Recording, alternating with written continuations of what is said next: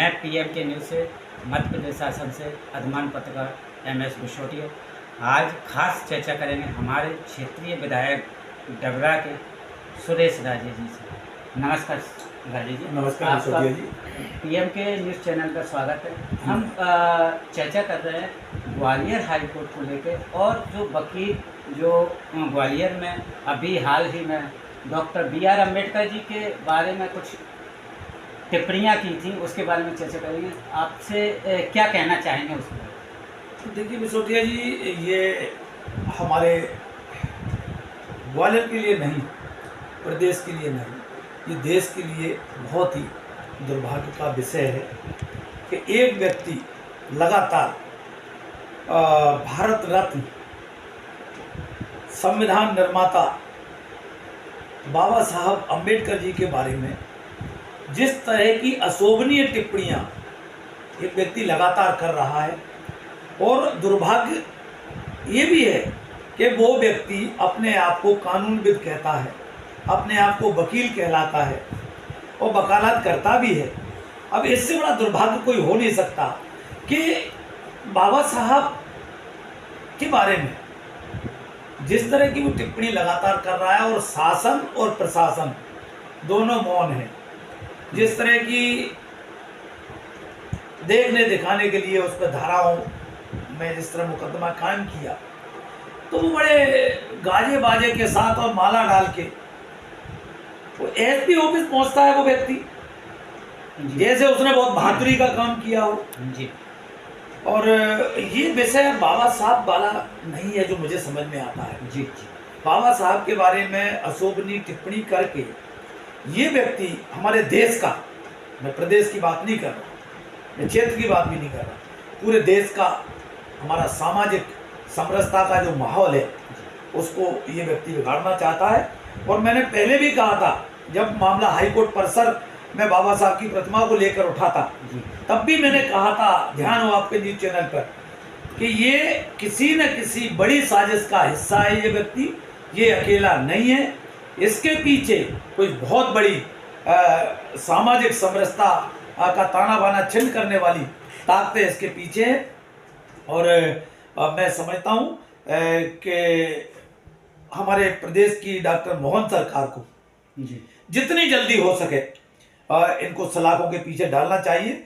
फिर इसकी जांच होना चाहिए कि आखिरकार इस स्तर तक जाने की हिमाकत इस व्यक्ति ने कैसे की। मैं यहाँ पे रोकना चाहता हूँ। मैं कहना चाहता हूँ कि जिस तरह से उस वकील ने इस तरह की टिप्पणियाँ किया, अगर कहीं SC ST OBC माइनॉरिटी के वकील करते तो क्या प्रशासन इन पर हावी हो जाता? नहीं, देखो मैंने कहा ना, मेरा ऐसा मानना है जी। संवैधानिक पद पर बैठा व्यक्ति कोई भी हो जी, और वकील की डिग्री हासिल करने वाला व्यक्ति जी, वो कानूनविद पहले होता है जी, सामाजिक उसका ताना बाना बाद में आता है जी।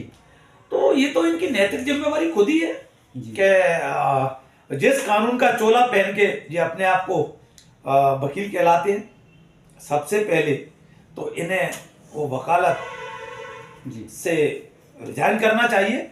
और एक जिस तरह की सोच लेके ये चल रहे हैं, गौरसेवादी सोच को लेके, फिर इन्हें फ्रंट पे आना चाहिए कि इनके पीछे कौन सी शक्तियां हैं, तो ज़्यादा बेहतर होगा। तो यहाँ पे सुप्रीम कोर्ट का मामला लेके इसको देखते हुए सुप्रीम कोर्ट में भी अभी जूता फेंका, तो ये कहाँ का न्याय बोल?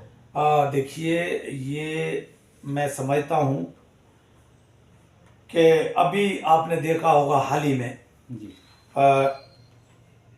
RSS का शताब्दी वर्ष समारोह, उनको 100 वर्ष पूरे हुए और वो एक गौरवशाली अपना इतिहास बताते हैं और पूरे देश में तमाम स्तर पर और उसका उन्होंने प्रदर्शन भी किया है। लेकिन इसी गौरवशाली वर्ष में सुप्रीम कोर्ट पर कोई सुप्रीम कोर्ट का कोई CJI जज नहीं होता। सुप्रीम कोर्ट वो एक व्यवस्था है, वो एक संविधान है, वो सर्वोच्च न्यायालय, पूरे देश का न्यायालय है। व्यक्ति नहीं है वहां, उस पद पर बैठा व्यक्ति नहीं होता। और इनके समय में, इनके शताब्दी वर्ष समारोह में अगर कोई व्यक्ति गोडसेवादी विचारधारा को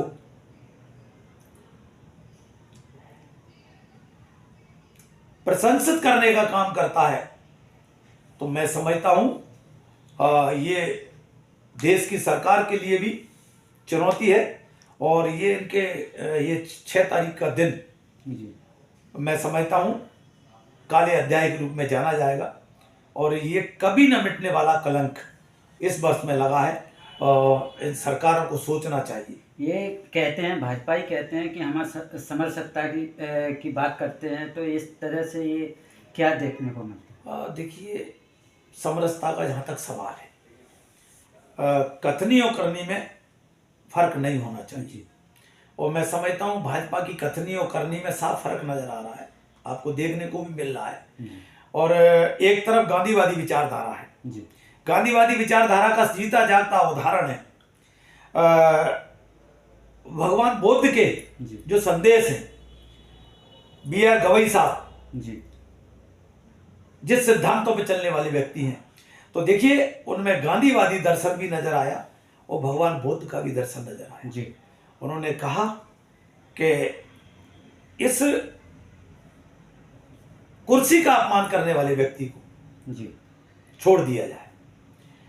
ये गोडसे वाली विचारधारा का व्यक्ति कोई भी बैठा होता तो मैं समझता हूं न्यायालय परिसर से वो व्यक्ति वापस नहीं जा पाता। ये इतना अंतर है ये विचारधारा में। तो कथनी और करनी में बहुत अंतर है। आप सामाजिक समरसता की बात करते हैं, आप कहते हैं कि हमने एसटी का राष्ट्रपति बनाया जी, हमने एसटी के तमाम राज्यपाल बनाए।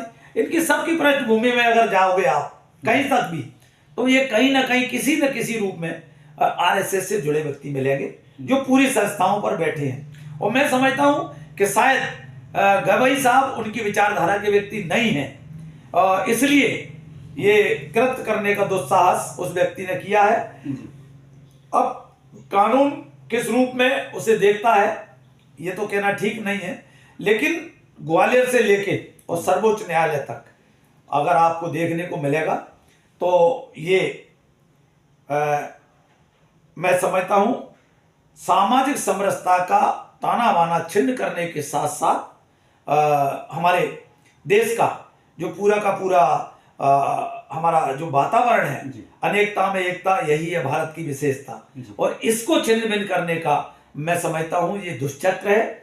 और चाहे वो राज्य सरकार हो चाहे केंद्र सरकार हो, अगर जल्दी ही इन ऐसी विघटनकारी ताकतों पे कोई एक्शन नहीं लिया गया तो ये देश के लिए भी ठीक नहीं है, प्रदेश के साथ साथ हमारे संविधान के लिए भी ठीक नहीं। हाई अभी देखते हैं, हमने चर्चा की विधायक, क्षेत्रीय विधायक सुरेश राजे जी जो कांग्रेस के लीडर भी हैं, और अब मैं कहना चाहता हूं कि इन्होंने साफ अक्षरों में कहा है, साफ शब्दों में कहा है कि भाजपा जो है एक करनी कटनी में अंतर है। इसलिए मैं कहता हूं PM के न्यूज़ के साथ MS सिसोदिया, डबरा।